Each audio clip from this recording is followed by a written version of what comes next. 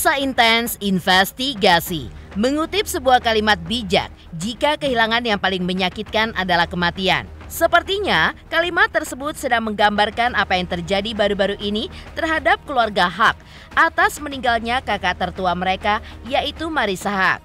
Ya, harus terlebih dahulu menghadap Sang Pencipta di usianya yang pada Oktober tahun ini seharusnya menginjak ke-62 tahun.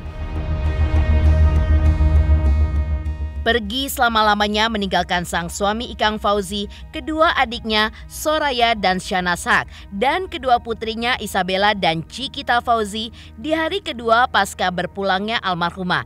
Soraya Haq sebagai adik pun bercerita perasaan patah hatinya yang begitu mendalam setelah ditinggalkan oleh sang kakak yang ternyata hanya memiliki usia terpaut 3 tahun dengannya. Seperti apa cerita Soraya Haq di hari kedua meninggalnya almarhumah sang kakak tercinta yang diungkapkannya secara eksklusif kepada tim Intens Investigasi. Benarkah Soraya menyesal karena tidak memiliki waktu bersama dengan sang kakak? Lalu, seperti apa pula cerita di balik wujud cinta Ikang Fauzi, suami almarhumah Marissa, yang betul-betul tergambar saat ia dengan lantang mengutarakan kalimat I love you forever di depan pusara istri tercintanya jika dilihat menurut kacamata psikolog. Pemirsa, bersama Intens Investigasi, kami hadirkan kabar terkini, terpercaya, dan teraktual. Tetapi sebelumnya, jangan lupa untuk like, subscribe, dan juga share channel YouTube ini.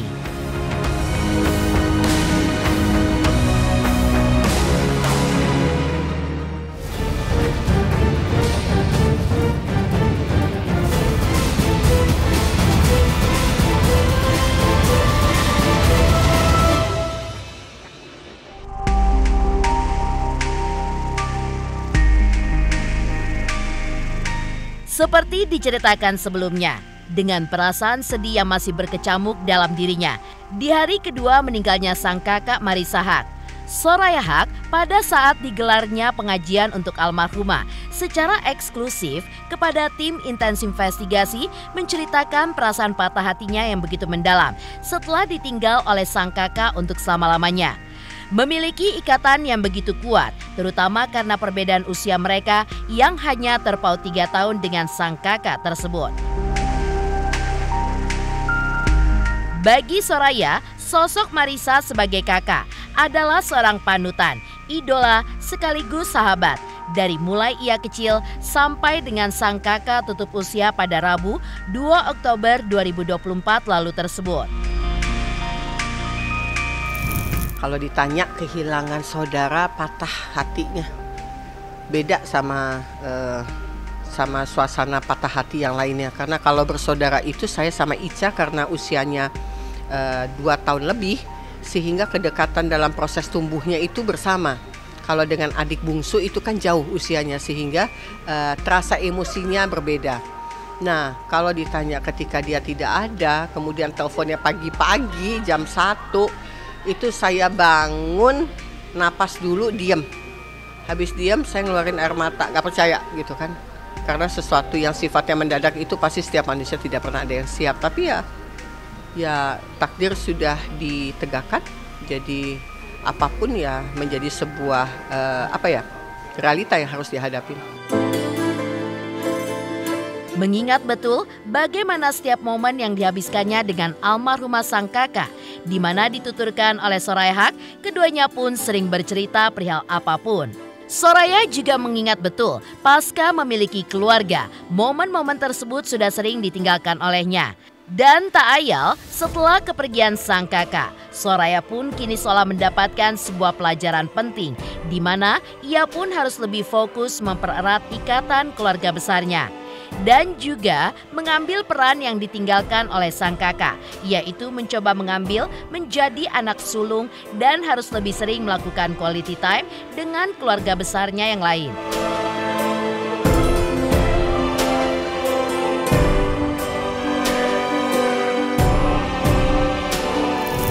Kalau ditanya quality time bertiga kayaknya aduh kapan, udah lama banget gitu ya, terakhir lebaran tapi lama banget gitu. Itu salah satu yang sampai sekarang juga saya sesalkan gitu ya.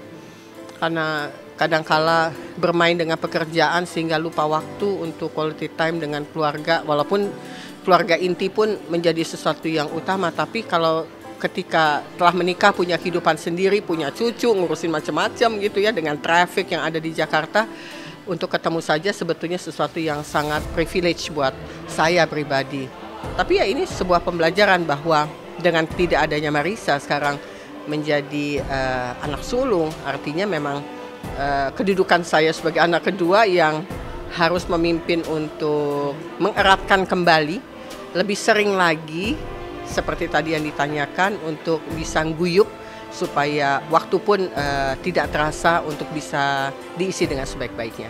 Kalau bertiga kami jarang gitu ya, tapi kalau berkeluarga itu karena menikah dengan musisi gitu ya, jadi urusannya musik gitu kan, bunyi-bunyi atau misalnya diskusi ringan, tidak menyentuh politik kalau untuk saya gitu ya. Kemudian bicara yang nggak penting atau gosip-gosip ringan gitu ya, atau gosip yang kami dengar dari surat kabar atau misalnya dari media-media online gitu, paling hal-hal yang tidak penting karena pekerjaan kami bertiga ini berbeda gitu loh. Kalau saya kan lebih arahnya urusan forensik atau urusan ilmu pidana, sementara Marisa dengan urusan bank syariahnya lah gitu, atau adik saya dengan urusan yang berbeda itu. Quality time. Ya, quality time itu buat kita yang tinggal di Jakarta adalah sesuatu yang sangat mahal. Jadi waktu tidak bisa diputar mundur, pelajaran harus tidak boleh dilakukan atau disepelekan. Jadi ya itu yang tadi saya katakan, posisi sebagai anak kedua yang sekarang harus lebih banyak memeluk erat apa yang namanya keluarga besar begitu kali, jangan sampai kehilangan waktu. Sementara itu, mengulang waktu ke belakang atau sebelum berpulangnya almarhumah, Soraya Haq pada saat mendengar kabar kepergian sang kakak, ia pun tengah berada di rumah dan sedang beristirahat dan mendapatkan kabar tersebut jam 1 dini hari. Mendengar kabar tersebut, Soraya pun bercerita. Kabar itu pun langsung membuatnya tertegun dan tidak percaya saat mendapatkan kabar tersebut. Maka dari itu, Soraya pun langsung bergegas dan semua memori masa kecilnya berdua bersama sang kakak seolah terus berputar di dalam kepalanya tersebut. Namun saat itu, ia pun hanya mendapati jasad sang kakak sudah terbujur kaku di ruang jenazah. Dan sudah berbeda warna kulitnya seperti bukan orang yang dikenalinya. Lantas, adakah pula gelagat atau firasat buruk yang sempat dirasakan Soraya jelang kepergian sang kakak?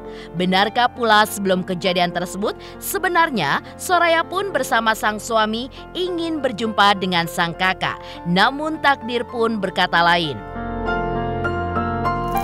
Saya sebetulnya secara langsung tidak mendapatkan gelagat, tapi saya kebetulan kegiatan malam hari itu di H- kurang lebih 3 jam sebelum kejadian itu saya memang lagi ngurusin cucu. Kebetulan hari itu adalah hari cucu. Jadi saya sama Eki ke rumah anak saya, kemudian kami seharian di sana dengan segala macam urusannya. Kemudian ketika pulang kami posting lah di Instagram gitu, kegiatan bersama cucu lagi main piano. Kemudian kebetulan Ikang kasih komen ke Eki gitu kan, ayo bro ketemuan atau apa dan lain-lain. Terus di mobil saya bilang gitu, ayo cepat itu balas Ikang urusannya supaya nanti bisa ketemuan, begitu bahasanya gitu. Berapa jam kemudian setelah sudah selesai kami tidur dalam kondisi lelap, jam 1 telepon berdering, kaget kan, selalu begitu. Terus bilang Ica nggak ada, gitu kayaknya, saya nggak tahu mesti ngomong apa. Saya kondisi datang ke ruang ICU ke ruang jenazah dalam keadaan kondisi lagi persiapan untuk pemandian jenazah. Kondisinya udah kaku. Saya cuma lihat tubuh yang saya kenal bisa bergerak, tahu-tahu sudah kaku, sudah berbeda warnanya. Kemudian saya hanya bisa memeluk hanya bisa mendoakan yang terbaik dan ya udah begitu aja. Ya, tentu sebagai seorang manusia, Soraya Haq pun juga menyadari betul perihal rezeki, umur dan juga maut merupakan rahasia dari Allah Subhanahu wa taala. Maka dari itu, Soraya pada saat itu hanya bisa mendoakan yang terbaik untuk almarhumah kakaknya dan berharap semua kebaikan yang dilakukannya semasa hidup bisa menjadi penolongnya kelak di akhirat nanti.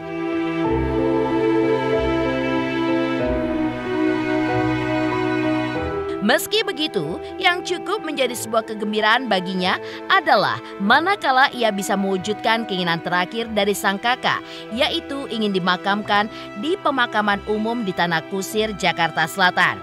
Beberapa persoalan terkait izin karena perbedaan domisili pun berhasil dituntaskannya, sehingga berharap niatnya tersebut dapat membuat sang kakak bisa beristirahat dengan tenang.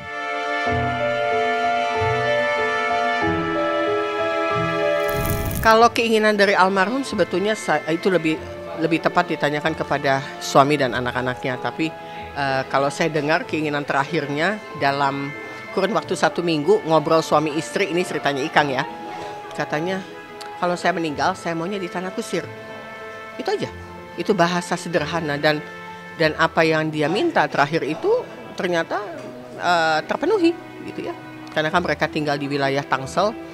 Kemudian kalau mau di Tanah Kusir artinya wilayah DKI, jadi ada persoalan terkait dengan pengurusan pemakaian tanah kuburan di sana. Tapi akhirnya memang rezekinya Ica gitu ya, memang rezekinya bagus dia. Rezekinya dari awal lahir sampai tutup mata emang dia tuh kakak idola gitu ya buat banyak masyarakat. Karena memang kakak saya itu kan artis yang dikenal pemain film dari tahun 80-an. Sehingga dia memang menjadi idola di bidangnya dan itu bertahan sampai dengan dia tutup usia. Jadi cukup bangga bisa menjaga nama itu dengan baik. Sementara itu, di balik perasaan patah hati yang mendalam yang dirasakan oleh Soraya Haq setelah kepergian sang kakak, sudah tidak dapat diragukan lagi wujud cinta Ikang Fauzi yang sangat tergambar untuk sang istri almarhumah Marissa Haq. Lantas, seperti apakah psikolog melihat hal tersebut?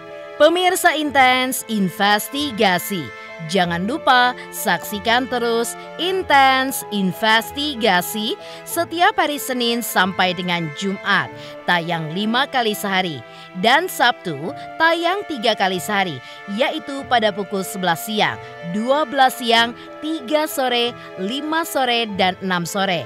Tentunya hanya di YouTube channel. Dan pastikan jangan lupa untuk like, subscribe, share, dan komen channel Intens Investigasi. Hai, aku Feby Marcelia mau ngingetin jangan lupa saksikan Intens setiap hari Senin sampai Jumat 5 kali sehari dan hari Sabtu 3 kali sehari. Dan jangan lupa juga di like, komen, dan subscribe. Bye-bye.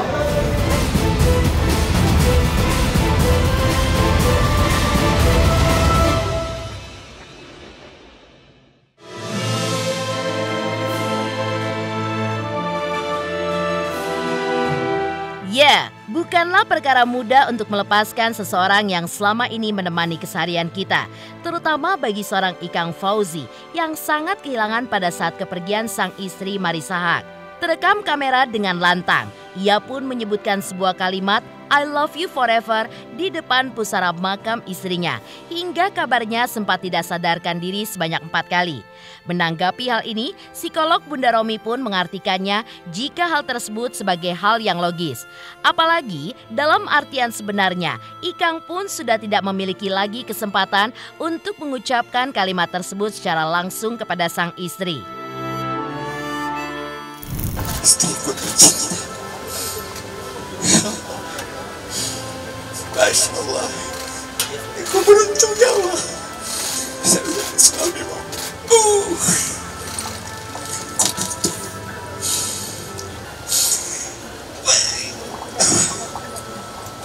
Marissa, love, I love you forever.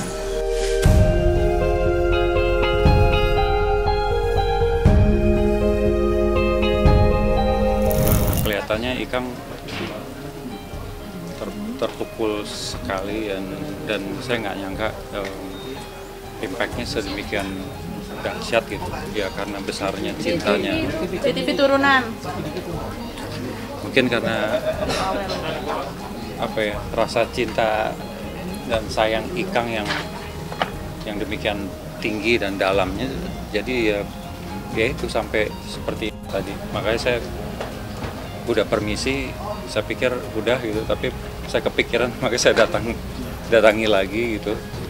Saya minta Ikang ya semoga dia kuat ya, dia tabah gitu ya. Katanya saya dengar sampai 4 kali nggak sadar gitu. Kan kalau kita punya pasangan terus kita hidupnya harmonis, terus kita saling sering bisa mengapresiasi apa yang dia lakukan. Kita suka mengatakan kamu cantik, aku sayang kamu, ataupun sebaliknya I love you dan sebagainya. Tapi pada waktu saat sudah memang tidak ada lagi hidup, di mana yang satu sudah meninggal dulu ya, kemungkinan untuk mengatakan itu mungkin di depan orang ya kan sudah semakin kemungkinan sedikit. Nah ini mungkin di depan pusara pada saat itu mungkin dia ingin ngomong yang terakhir kalinya di depan jenazah sang istri gitu. Sebetulnya rasa cinta, kata sayang, I love you dan sebagainya, kalaupun tidak dikuatkan ada di dalam hati gitu. Tapi biasanya walaupun ada di dalam hati, sulit lagi untuk kemudian tanpa orangnya kita ngomongnya I love you, kecuali dalam mungkin sujud pada waktu kita sholat dan sebagainya. Menurut saya itu logis sekali dan tidak apa-apa. Dan pada waktu orang kehilangan orang yang disayang itu memang butuh waktu untuk kemudian kembali bisa menjalani hidup. Berat itu. Orang luar hanya bilang ayo tabah ya, ayo kamu pasti bisa, kamu kan ini misalnya penyanyi rock. Bukan itu masalahnya, ada yang hilang dalam dirinya. Pada waktu kita bilang itu belahan jiwa, hilangnya itu kita nggak pernah tahu kok tiba-tiba hilang ya. Terus kemudian yang tersisa di dalam dirinya itu seperti nggak komplit lagi. Nah adaptasinya itu pasti lama. Seperti banyak diceritakan oleh para pelayat, sosok almarhumah Marissa Haque adalah pribadi yang begitu baik. Dan sebelum ajal menjemputnya, almarhumah tidak mengalami sakit pasca kepergiannya. Maka tak heran sejumlah mahasiswanya dan juga rekan-rekan pengajarnya juga ikut terpukul ketika mengetahui kejadian itu. Lagi-lagi, menurut psikolog Bunda Romi, hal ini pun suatu hal yang bisa terjadi karena kemungkinan ada kedekatan antara Marissa Haque dengan para mahasiswanya. Ica yang saya kenal adalah orang yang luar biasa ya, karena almarhumah ini orang yang sangat aktif ya, kayaknya tidak pernah berhenti untuk berkarya, dan dia orang yang kita tahu semua, dia cantik, pintar. Kalau orang baik itu pasti kelihatan pada waktu saat ada kejadian seperti ini, yang merasa pernah mendapatkan perlakuan baik dari orang baik ini akan kemudian datang. Karena apa? Itu saat terakhir untuk mengucapkan doa, terima kasih dan sebagainya. Itu logis kalau menurut saya. Apalagi kalaupun jadi dosen itu biasanya kita kan nggak hafal mungkin mahasiswa kita, tapi mahasiswa kita hafal kita gitu. Kadang-kadang saya juga lagi ngajar, tiba-tiba waktu itu Mbak Romi pernah ngomong gini loh, itu memotivasi saya misalnya. Nah itu kan artinya sesuatu yang kita nggak sengaja omongkan, tapi bagi orang tertentu jadi penyemangat. Nah mungkin Ibu Marissa ini juga sering sekali melakukan hal tersebut atau memotivasi mahasiswanya atau apa gitu. Sementara itu, seperti diceritakan sebelumnya, selain sosok yang baik dan juga ramah dengan orang-orang yang dikenalnya, tentu tidak dapat disangka lagi jika sosok almarhumah Marissa Haque merupakan pribadi yang suka belajar. Hal ini pun terbukti dengan beberapa gelar yang tertera di belakang namanya. Lalu, bagaimanakah sahabat mengungkapkan hal ini? Selamat untuk Intens investigasi 3 juta subscriber, luar biasa sekali 3 juta. Ya pokoknya semakin sukses lah dan bisa menghadirkan sesuatu yang memang baik untuk diperlihatkan. Oke.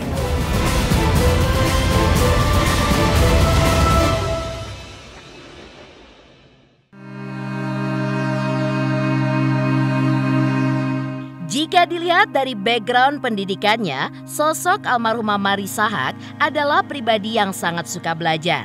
Beliau adalah salah satu alumnus dari beberapa kampus terkemuka di tanah air maupun dunia. Seperti diantaranya alumnus Fakultas Hukum Universitas Trisakti dalam bidang hukum perdata. Kemudian almarhumah menamatkan studi S2 dalam bidang bahasa anak tunarungu di Universitas Atmajaya Yogyakarta. Selain itu, selama hidupnya, almarhumah Marissa Haque juga lulus sebagai Magister Administrasi Bisnis atau MBA di Fakultas Ekonomi dan Bisnis Universitas Gadjah Mada Yogyakarta dan mendapat gelar doktor pada Februari 2012 dari Pusat Studi Lingkungan Institut Pertanian Bogor. Salah satu pelayat yang ternyata juga sahabat Marissa Haque saat di kampus kemarin mengungkapkan, Ica, sapaan akrabnya, belum lama ini pun juga kembali ke Jogja untuk suatu hal dan tengah disibukkan dengan berbagai kegiatan akademisi yang sedang dilakukannya. Sebagai sahabat, ia pun banyak mengambil contoh dari rekannya tersebut. Di antaranya adalah semangat yang tinggi untuk belajar dan sebagai aktris senior, ia pun sangat membumi. Datang dari Jogja, Mas. Saya dengan beliau itu sudah bersahabat lama sekali seperti nanti dari tahun 2000 sekitar tahun 2012 gitu, sampai sekarang. Jadi kemarin seminggu kemarin tanggal 25 sampai tanggal 28 kan beliau ada di Jogja dan beliau bersama saya terus gitu. Kita membuat konten di Fakultas Ekonomi UGM di mana beliau itu menimba ilmu tentang manajemen dan bisnis itu di Fakultas Ekonomi UGM, MBA. Memang tujuannya kita ada konferensi ya dari Fakultas Ekonomi UGM itu mengadakan konferensi internasional itu di Alana, Hotel Alana itu tanggal 26 tanggal 26 sampai tanggal 27 itu konferensi. Tapi beliau itu tanggal 28 itu ngisi di UII. Baik sekali, sangat baik sekali ya, baik, dan beliau itu sayang sekali dengan keluarganya, kemudian beliau itu menjadi contoh juga kebaikan dan terutama semangat belajarnya yang sangat tinggi ya, proses pembelajaran yang benar menurut saya gitu. Dan beliau itu senang sekali berada di lingkungan akademisi dengan orang-orang yang pintar. Saya juga dikenalkan juga oleh beliau itu dengan orang-orang yang baik yang juga sama-sama termotivasi untuk menimba ilmu sebanyak-banyaknya, kemudian juga menebar benih-benih kebaikan yang luar biasa. Dan keluarga ditinggalkan. Untuk Mbak Ica, doa saya nggak bisa share ke publik ya. Itu menjadi menjadi ini saya sendiri, privacy dengan saya dengan beliau. Itu untuk keluarga semoga diberi ketabahan, keikhlasan dan juga tetap meneruskan benih-benih penyebaran kebaikan. Demikian pemirsa, kabar terkini, terpercaya, dan teraktual yang kami hadirkan hari ini. Saksikan terus Intens Investigasi setiap hari Senin sampai dengan Jumat, tayang 5 kali sehari dan Sabtu tayang 3 kali sehari, yaitu pada pukul 11 siang, 12 siang, 3 sore, dan 6 sore. Tentunya hanya di YouTube channel. Dan pastikan jangan lupa untuk like, subscribe, share, dan komen channel Intens Investigasi.